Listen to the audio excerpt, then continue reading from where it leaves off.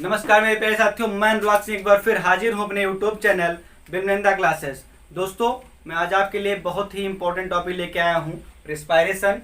Respiration को हिंदी में श्वसन कहते हैं और इसका हमने बहुत ही सरलतम ढंग से बहुत ही आसान सा एक डिफिनेशन बनाया है। The process of taking oxygen from the atmosphere and releasing of carbon dioxide is known as respiration. Hindi में जान लेते हैं, वह क्रिया जिसमें हम वायुमंडल से ऑक्सीजन को ग्रहण करते हैं, CO2 को हम अंदर से बाहर निकालते हैं, उस प्रक्रिया को हम श्वसन कहते हैं।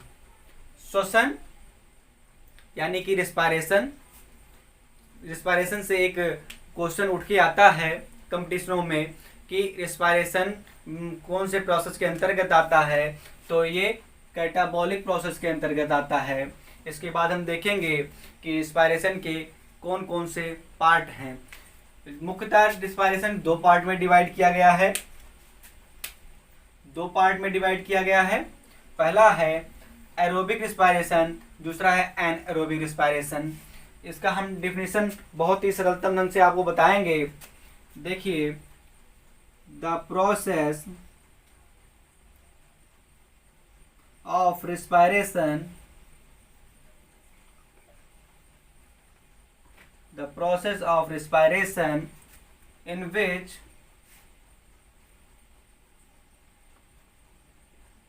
O2 gas यानी कि O2 gas is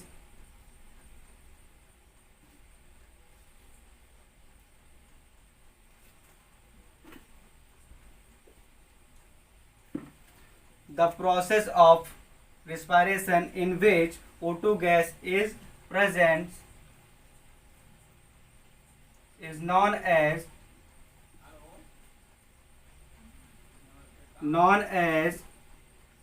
aerobic respiration.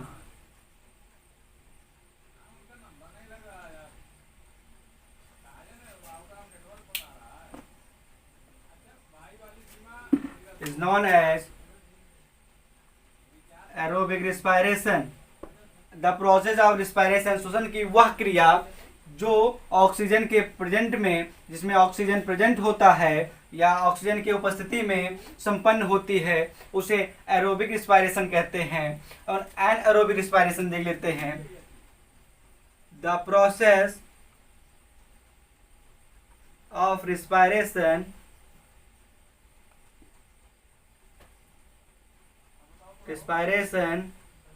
which take place in absence of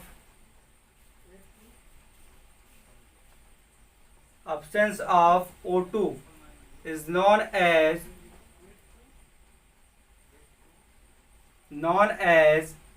anaerobic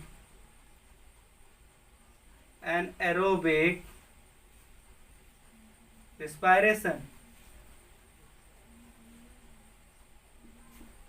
श्वसन का वह प्रक्रिया जो अब्सेंस ऑफ O2 गैस, जो ऑक्सीजन के अब्सेंस में होता है, अनुपस्थिति में होता है, उसे हम एनएरोबिक रिस्पायरेशन कहते हैं। एक बार हम आपको इसको रिवाइज करा देते हैं। रिस्पायरेशन होता क्या है, इसको हम पहले देखेंगे। The process of taking oxygen from the atmosphere and releasing of carbon dioxide is known as respiration. Respiration कौन से प्रोसेस के अंतर्गत आता है, ये कैटाबॉलिक प्रोसेस के अंतर्गत आता है। इसके बाद देखेंगे टाइप ऑफ रिस्पायरेशन। रिस्पायरेशन दो प्रकार के होते हैं, aerobic respiration and anaerobic respiration. और एरोबिक रिस्पायरेशन में क्या होता है, the process of respiration in which O2 gas is present.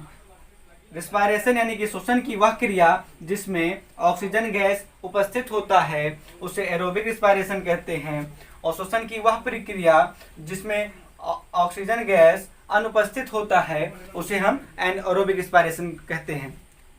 लगातार जुड़े रहिए आप हमारे साथ, हम आगे देखेंगे।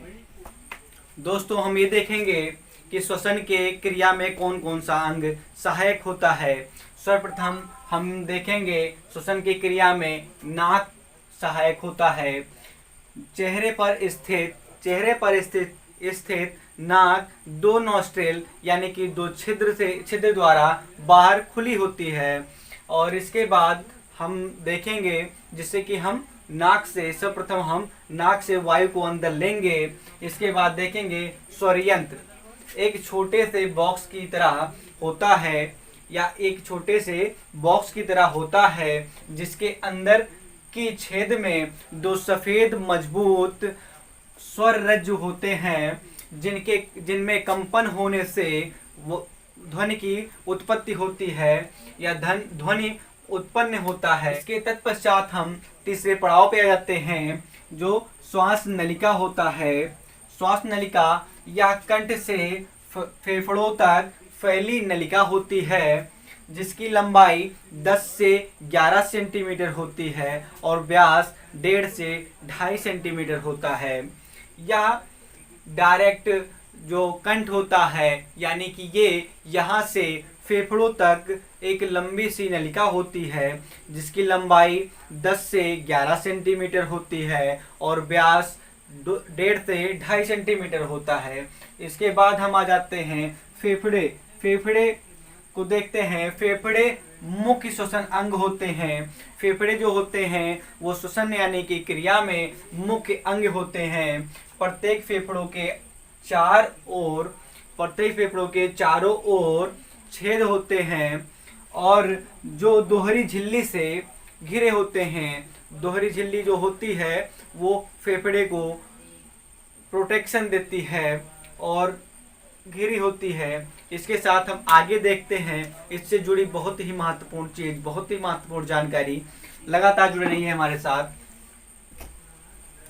दोस्तों, मैं श्वसन से संबंधित बहुत ही इम्पोर्टेंट 7 पॉइंट आपको बताता हूँ जिससे कि प्रश्न काफ़ी उठते हैं।